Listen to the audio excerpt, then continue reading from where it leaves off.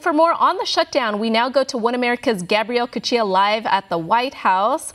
Hi there, Gabrielle. Good to see you on the Saturday. We saw a lot of movement from the White House on Friday with the top Democrats, newly elected House Speaker Nancy Pelosi, as well as Senator Chuck Schumer, emerge from the White House following that meeting, and then followed by a Rose Garden appearance by the president himself. So that was Friday, and here we are today. It is Saturday. Government still partially shut down, and we're now in our third week.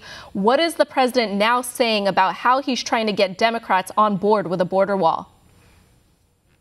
Yeah, well, the president very active on Twitter, of course, this Saturday, when he said the White House is ready to negotiate. What about the Democrats? He had pointed to several stats that were offered up by DHS Secretary Kirstjen Nielsen, in which he made public to congressional members and to the American people, pointing to a few facts: 1.7 million pounds of narcotics seized, 17,000 criminal adults apprehended at the border, and 6,000 gang members, all in 2018. So he is pointing straight to the facts to see if he can get Democrats on board. And he did say, despite the rhetoric over from top Democrats, that he's actually getting support from both sides of the party, and had said even on Thursday and reiterated this in one of his tweets, saying he had this great support. And this support's coming from, despite the fact that he had great successes so far as president. He says that the border wall, his firm stance on the border wall, is being touted by many as they're very pleased that he's not letting up on this. Now, even though he's pointed to facts, we have heard people like Nancy Pelosi and Chuck Schumer question those facts. And so the president, in an attempt to get Democrats on board, has actually somewhat restructured or rephrased his reasonings for the border wall. Of course, he says the numbers do speak for themselves, but now we hear him more this week and on Twitter saying that this is a humanitarian crisis, and points to human trafficking, because we do hear from Democrats their concern for, initially with the immigration policy by this administration, then being critical about separation of families at the border, concerned about women and children. So he's almost essentially flipping the rhetoric that the Democrats have posed onto the administration back at leading Democrats, saying this is a humanitarian crisis, saying if anybody benefits off this, it is women and children. And he's hoping that is what will get Democrats on board in the near future. Rachel.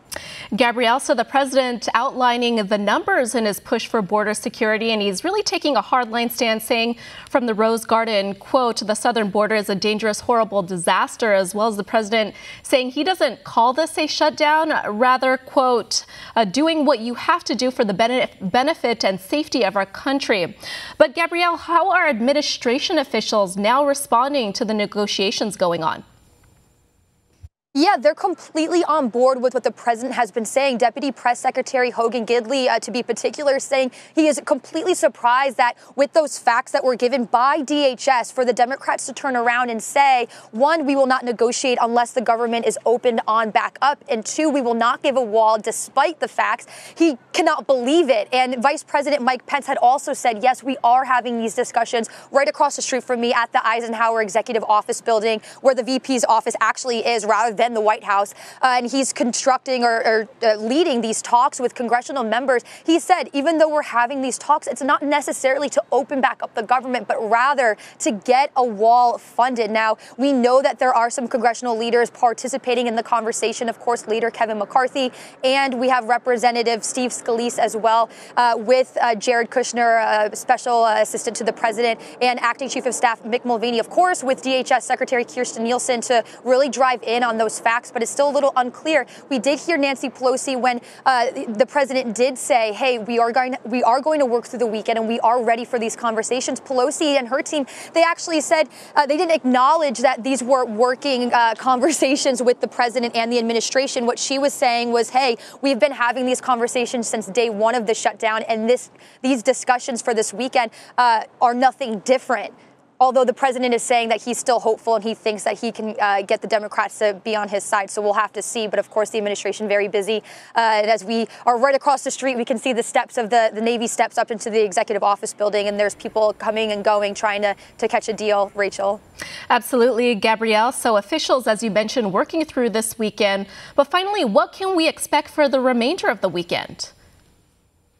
Yeah, well, I think we can expect the negotiations to continue. Of course, there's not much of a government reopening in sight as of now. Now, that can all change tomorrow. We know the news basically writes itself these days in Washington, but the president also, as we've mentioned before, the president, his administration staff over on going to Camp David to reassess their their administration needs and what their goals will be for this year. And on top of that, the administration's also working and preparing a trip for the president to McAllen, Texas, which originally was scheduled for January 3rd. Of course, with the new Congress coming in and no deal in sight, he held off on that, but now it's been rescheduled for January 10th. So it's still unclear. Maybe two things happen here. One, it's a victory speech in McAllen, Texas along the U.S.-Mexico border for border wall funding, or perhaps he will give the platform on over again, as he has done continuously for CBP and ICE, to give them a chance to reiterate once again why the border wall is necessary, Rachel. So we'll have to stick around and see.